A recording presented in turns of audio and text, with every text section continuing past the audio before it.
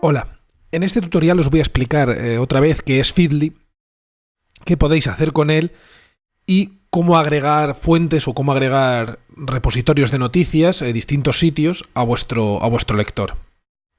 Porque muchos de vosotros me habéis dicho que no recordabais o que no teníais todavía muy claro cómo hacerlo, así que os voy a dejar una serie de pequeños vídeos. Haré este con la explicación y sobre cómo agregar sitios. Haré otro cortito sobre cómo compartir noticias en Twitter. Y por último, haré uno sobre cómo exportar el archivo OPML, que es el que vais a tener que entregar al final de la asignatura, para poder yo verificar que habéis utilizado Feedly y que habéis agregado sitios de noticias. Vale, como hemos dicho, Feedly es un agregador RSS. Es un sitio donde tú vas suscribiendo distintos canales de noticias, distintas páginas web que tengan su sistema RSS, y te va mostrando las noticias según las van publicando. Te va diciendo cuando hay noticias nuevas publicadas en portada o todas las noticias que tienes pendientes de leer en el sistema. Aquí tenemos, por ejemplo, un montón de noticias sin leer. Yo no he leído ninguna desde que lo agregamos. Entonces, si entráramos, por ejemplo, en el sitio de banda ancha, pues veríamos las noticias que se han publicado el 30 de abril, el 25 de abril, el 23 de abril. Banda ancha no es un sitio que ya tenga mucha actividad, pero por ejemplo Microsiervos quizá tenga algo más, podremos verlo. Vale, aquí ya nos aparecería, fijaos, todos los más populares. Ayer, el 2 de mayo, es decir, antes de ayer, el 1 de mayo, 30 de abril, bueno, nos aparecerían todos. Aquí tenemos una pestaña que nos permite elegir qué tipo de vista queremos. Está la vista magazine, que es esta, con una pequeña ilustración, el título y un extracto. Estaría la vista de tarjetas, que sería esta, con la ilustración un poco más grande encima. La vista de artículos.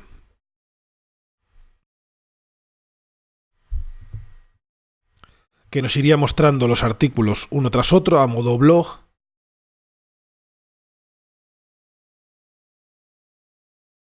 Y la que yo suelo utilizar en mi Feedly personal, que es la de solo títulos,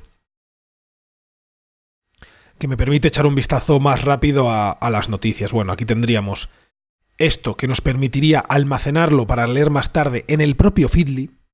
Es decir, yo, por ejemplo, esta noticia sobre las huchas con ojitos saltones me parece que es una noticia de sumo interés. Entonces, si le doy aquí, la dejo almacenada en mi cuenta de Feedly. ¿Qué quiere decir esto? Bueno, aquí vemos que se refleja. Esto quiere decir que en esta pestaña, cuando venga, me van a aparecer todas las noticias que yo tengo almacenadas para leer más tarde. Hay otros servicios, no los hemos mencionado en clase, no sé si los conoceréis, como Instapaper, Reddit Later, había otro servicio que era muy popular y ahora no recuerdo el nombre. Bueno, yo el que suelo utilizar es Instapaper. O Pinboard, si ya me lo quiero guardar como definitivo. Para lista de lectura suelo utilizar Instapaper. Pero bueno, el efecto sería el mismo. Aquí tendríamos una lista donde ya tendríamos las noticias que hemos decidido salvar, decir estas son las importantes, las que quiero dejar ahí, el resto las marcamos como leídas. Acabamos de quitar el tick, cuando volvamos ya no aparecerá ni en la lista de pendientes de leer, ni aparecerá... Vale, aquí está. Eso sería el primer vistazo, que como digo sería Reddit Later. Aquí tenemos la gente que ha compartido esta noticia o a la que le parece interesante. El titular, un ligero extracto porque no entra apenas nada en esta vista, el tiempo que hace que ha sido publicado y aquí directamente lo podríamos mandar a Twitter, pero ya lo veremos más tarde eso. Bueno, así iríamos viendo las noticias y sería tan fácil como darle a esta X que vemos aquí y con esto las estaríamos quitando de nuestra bandeja, sería como eliminar correos. Si decimos, bueno, esta noticia no me interesa, no me interesa, no me interesa, no me interesa. Esta puede que sí. Bueno, seguimos. Puede que sí. Y vamos dejando las noticias que nos pueden interesar para una segunda vuelta, si queremos tenerlas ahí ya y decir, bueno, vamos a leer esta la leo por encima. Pero vamos a ver cómo añadir ahora contenido. Para añadir contenido es tan fácil como darle al botón de añadir contenido.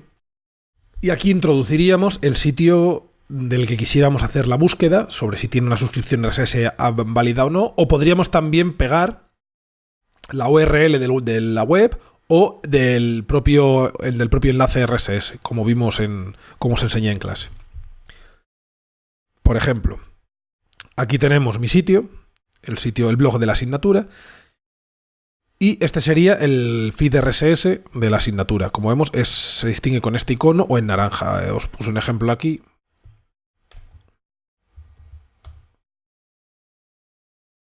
Este es el icono que suele distinguir con sus variantes. El puntito con las ondas, que es una imagen que evoca algo emitiendo. Entonces, bueno, si vamos al sitio, pues podríamos aquí coger, copiar la dirección del enlace, por ejemplo, pegarla aquí.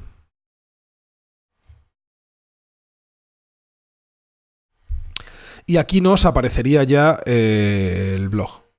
Nos diría, bueno, hay un seguidor, el ratio de publicación es 1 por semana. Aquí podemos hacer una previsualización del contenido, buscar fuentes similares o directamente darle a seguir.